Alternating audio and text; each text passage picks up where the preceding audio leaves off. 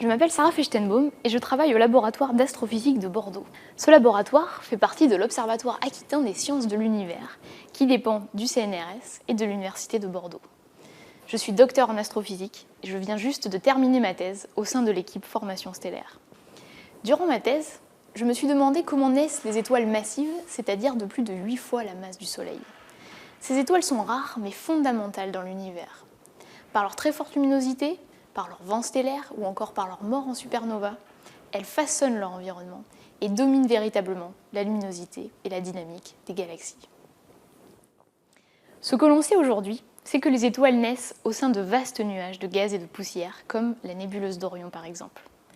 Au sein de ces nuages, la température y est très basse, de l'ordre de moins 260 degrés, et la densité est également très faible comparée aux standards terrestres, de l'ordre de quelques milliers à quelques dizaines de milliers de particules par centimètre cube.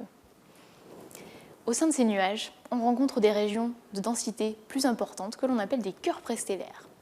Et lorsque l'un de ces cœurs atteint environ une fois la masse du Soleil, la gravité va le faire s'effondrer sur lui-même, et c'est le début des processus qui mènent à la formation d'une étoile. Ces processus mènent donc à la formation d'étoiles de masse comparable à celle du Soleil. Or, on observe des étoiles de plus de 100 masses solaires.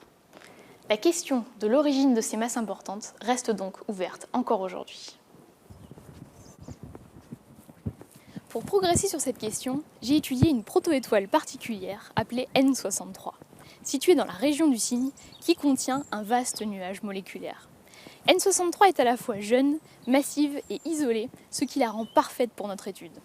Pour l'observer, j'ai utilisé l'interféromètre du plateau de Bure, qui combine la lumière de 7 antennes différentes, ce qui permet d'obtenir une résolution angulaire beaucoup plus importante qu'avec une seule antenne, c'est-à-dire de pouvoir observer plus de détails. J'ai également utilisé le radiotélescope du 30 mètres au Pico Veleta, et cela pour pouvoir déterminer la composition chimique de N63 grâce à la spectroscopie. Les molécules du milieu interstellaire peuvent émettre de la lumière lorsqu'elles tournent sur elles-mêmes.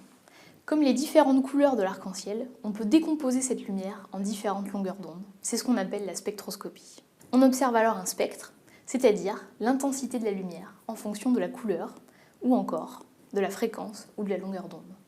Les molécules vont alors émettre un ensemble de raies qu'on peut voir ici. Mon travail alors a été d'identifier chacune de ces raies.